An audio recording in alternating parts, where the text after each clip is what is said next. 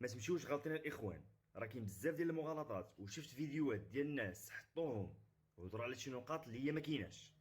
راه ما كاينش استفاده في السكن الاقتصادي، لان السكن الاقتصادي اصلا عنده اعفاء ضريبي.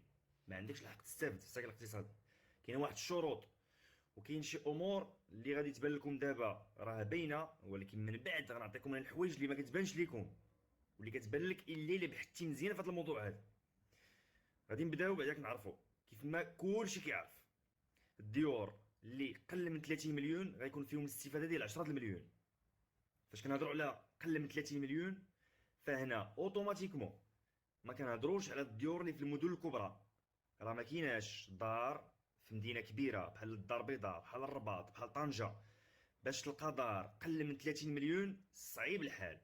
لانه هاد المدن هادي اولا كيف ما كاع المدن، نهار دخل السكن الاقتصادي فحيد ديك الطبقه ديال الديور اللي بثمن رخيص، رجعت ارخص دار هي السكن الاقتصادي على العموم. يعني هاد الشيء هذا فاش نهضروا على الدعم ديال 10 المليون على دار قل من 30 مليون، فغالبا الناس اللي غادي يستافدوا هما الناس اللي في واحد المدن اللي هي صغرى، وماشي اي مدينه. صعيب باش تلقى دار قل من 30 مليون في واحد المدينه. علاش؟ لان ماشي خاصك انت غير دار اللي قل من 30 مليون، خاصها تكون دار قل من 30 مليون وماشي اقتصاديه، ويلاه حاصله على رخصه السكن في اكبر تقدير يناير 2023. يعني البيرمي دابيتي خاصو يكون اقدم تاريخ فيه هو جونفي 2023. يعني هنا كنهضروا على الديور الجداد، ما كنهضروش على الديور القدام. هذه هي الحاجه اللي خصنا ندخلوا لراسنا. خاصك دار تكون جديده وقل من 30 مليون وماشي اقتصاديه. دخل معايا راسك مزيان هذه. ندوز دابا للحاجه الثانيه، الديور اللي ما بين 30 و 70 مليون. هنا في الديور ما بين 30 و 70 مليون ديك السوبفونسيون ولا الاعانه ديال 7 مليون مزيانه. بالنسبه لهاد الديور هادو الدعم فيهم غادي يكون 70,000 درهم، 7 ديال المليون. مزيان. شنو هما الشروط باش انني غادي نستافد؟ الشروط هو انه هاد الدار كيف ما قلت لكم خاصها تكون جديده، يعني رخصه السكن ديالها خاصها تكون في جونفي 2023. وخاصك الى دازت الامور كلها مزيان وشريتيها ما عندكش الحق انك تبيعها حتى تكون فيها لمده 5 سنوات. و5 سنوات تكون هي دار رئيسيه، وانت تكون مغربي كو سوا في المغرب ولا عايش على برا. المهم تكون مغربي. بالنسبه للناس اللي مغاربه فضروري على انهم باش تحسب لهم سكن رئيسي خصهم يسكنوا فيها. بالنسبه للناس اللي على برا كنظن انهم عندهم اعفاء من هذه المساله هذه، كنظن ماشي سور 100%.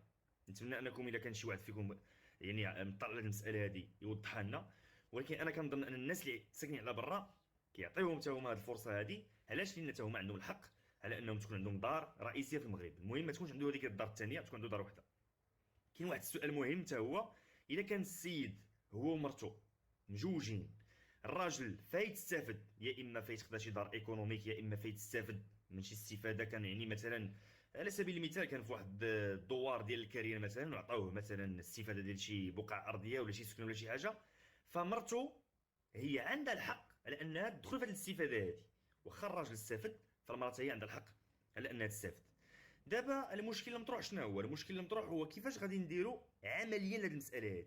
عمليا اول حاجه كاين غادي يتم انشاء واحد المكاتب تقريبا 15 في المغرب. هاد المكاتب شنو هما؟ هما اللي غادي تمشي عندهم باش انهم يتكلفوا لك على انهم يدخلوك المعلومات ديالك، يعني باش انك تدفع الطلب على انك تستافد من الدعم هذا. اشنو هما هاد المعلومات؟ جوج ديال المعلومات: السميه ديالك والنيميرو ديال لاكارت. هاد الوكالات هادو اللي غيديروا معاك هاد المساله هادي ماشي غادي تجي السلام عليكم وعليكم السلام بغيت نحط مثلا بغيت نحط طلب، او لا بغيتي ما تمشيش للوكاله تقدر مثلا تدخل غير للسيت انترنت وتعمر المساله هادي. هاد القضيه هادي غادي يكون فيها واحد الحاجه اللي هي اللي كنتمنى التدخل ديال الدوله فيها، لان الا فلتات هاد المساله هادي كلشي ضاع. غادي نوليو بحالنا بحال لي رونديفو ديال الفيزا وغادي يولي بيع وشراء. خاص الدوله تدخل في هاد الشيء هذا. غالبا غادي يكون بار رونديفو غالبا. وفاش غادي يكون بار رونديفو، التخوف ديالي انا هو انه ينوض التنصير وينوض البيع والشراء. يعني خاص التدخل ديال الدوله في المساله هذه. الاول اللي تقيد هو الاول اللي غادي يستافد، والصف غادي. يعني الناس كل ما عمرتي انت الاول كل ما انت غتستافد، وكل ما غادي يجيك الجواب من الناس الاولى. حيت انا ما يمكنش مثلا نمشي نشوف واحد الدار وبغيت نشريها ومشيت دفعت الطلب ديالي والطلب تعطل حتى ديك الدار مثلا تباعت، فين غادي يوقع مشكل؟ غتقول لي غندير كومبرومي دو فونت، ولا درتي كومبرومي دو فونت والرونديفو جاك من بعد المده اللي درتي في كومبرومي دو فونت، شنو غادي دير؟ دونك هاد القضيه هادي خصها تقاد مزيان وخصها تضبط، لان هاد البروغرام هذا كيف ما كنتوما عارفين راه فيه 5 سنوات، يعني غيتم حتى 2029. وبالنسبه لهاد الاعانه هذه ديال كيف ما قلنا ديال 7 المليون او لا 10 ديال المليون، فماشي انت اللي غادي تاخذها. هاد الاعانه هذه غادي دوز لعند النوطير، يعني انت المراحل نعاودوهم من الاول. انت كتدخل للسيت انترنت ولا كتمشي للاجونس كتعمر المعلومات ديالك، بحال كتعطي واحد الطلب، هما كيجاوبوك في واحد المده ديال 7 ايام. فاش كيجاوبوك ديك المده ديال 7 ايام انت كتمشي عند النوطير كتقول له ودي ها هو الجواب. النوطير كيدير لك كومبرومي دو فونت مع داك السيد فيه شهر. هنا كاين مشكل واحد اخر ديال الناس اللي باغيين ياخذوا الدار بالكريدي. فاش غادي تاخذ الدار بالكريدي، هذا كومبرومي دو فونت ديال شهر، يعني خاص الاجراءات الاوراق ديالك والطلب ديال البنكه والكريدي ديالك كله خصو يتكلوتيرا في شهر. فإلا ما تكلوتيراش في شهر، هذيك الاعانه كترجع للدوله وانت ما كيولي عندك عاوتاني خصك تعاود كلشي من الاول. فهنا الوزاره المعنيه راه اون نيغوسياسيون مع لو سيرفيس بونكير باش انهم يتريتيو هذا الشيء هذا ويتريتيو هاد لي دوسي هادو ويتعاملوا معاهم يعني بشروط خاصه باش ان هاد الامور هادي تقدر في اجل قل من 30 يوم باش ما يوقع حتى شي مشكل. فشنو كيبان لكم نتوما الاخوان؟ واش كيبان لكم بان هاد الاعانه هادي محفز على انك تشري الدار؟ واش كيبان لك على انه واخا ما تكونش انت ناوي تشري الدار هاد 7 المليون ولا 10 المليون غتخليك على انك تشري الدار، اولا كتفضل تبقى كاري؟ انا يعني الراي ديالي الخاص ان هذا مشروع مزيان.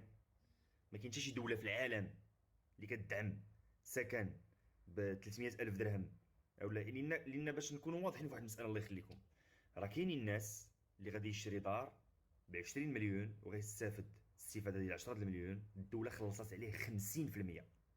خاصنا عاوتاني هاد القضيه هادي ما نهملوهاش، لان هذا المشروع هذا الا كان دار راه هو سميتو اعانه بالعربيه التعرابس.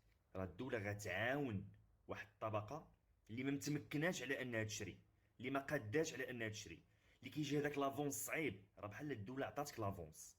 باش نكونوا واضحين، الا هاد الشروط هادي توفرات فيك، الا قدرتي توفر هاد الشروط هادي، الا كنتي انت باغي تشري ولكن عندك واحد لي فران، عندك واحد العراقيل، وهاد الاعانه هادي سهلات لك هاد العراقيل هادو، فالله يسخر لك. راه كاينين الناس اللي جامعين شي بركه، وفاش سمع هاد يعني هاد الاعانه هادي تشجع. وخصوصا كنهضر على الناس اللي غيشريو الدار قل من 30 مليون. اما بين 30 و 70 مليون فهذه طبقه متوسطه، يعني ماشي الناس اللي زعما حتى هما الدوله ما نساتهمش. هاد البيدجي هذا اللي دارته الدوله تقريبا راه 9 ديال المليار ديال الدرهم، بيدجي ماشي سهل. وكيف ما قلت لكم راه ما كاينش شي دوله في العالم اللي تقدر دير هادشي هذا، لان هادشي هذا يكلف فلوس بزاف. هاد المساله هادي كيف ما قلت لكم الا توفروا الشروط فهي مزيانه. وعندي واحد الطلب اخير، حتى هو طلب اخير كنوجهه للناس المسؤولين، انهم حتى دوك المنعشين العقاريين خاصهم مراقبه، لان هذا البرنامج كيف ما قلت لكم راه الناس اللي عندهم رخصه السكن ديال 2023 هاد الناس راه يكونوا على الاقل بناو في 2021 ولا كاع في الاول ديال 2022.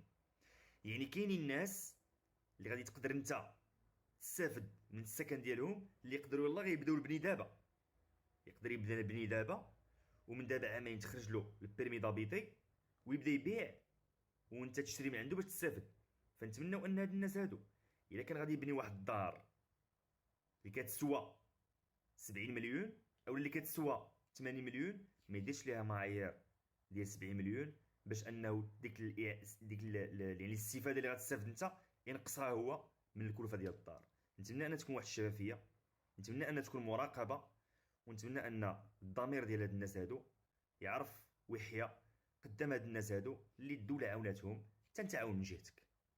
بسم الله والصلاة والسلام على رسول الله. إن أعجبك الفيديو لا تنسى الإعجاب والاشتراك في القناة.